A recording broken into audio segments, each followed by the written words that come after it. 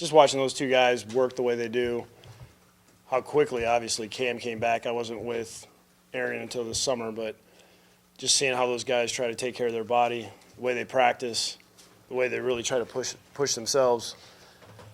I mean, I feel really good as far as going into game one and kind of the plan that we have moving forward, so we can make sure that we have those guys for the duration.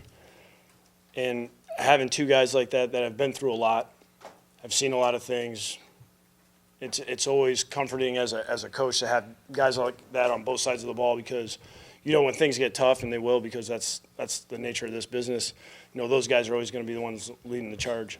I feel pretty good about it. I feel like they're getting a good feel as far as the tempo of what we're doing, how Ryan's kind of doing some things at the line of scrimmage and making changes, and kind of the way that we handle protections and run games and things like that.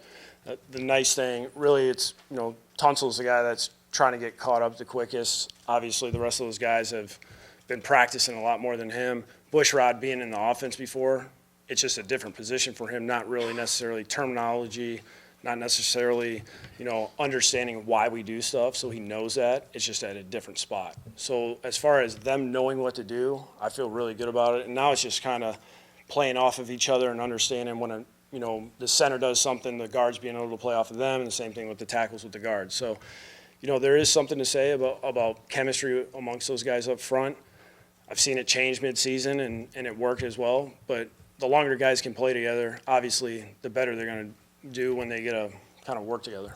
He's been great. I mean, he's a sharp guy. He picked things up quick. I mean, for a guy that kind of, I think, when you get thrown in there and all of a sudden you're the guy, that's a lot on your plate. But I haven't seen him really change his demeanor from the day he really arrived here, at least with us.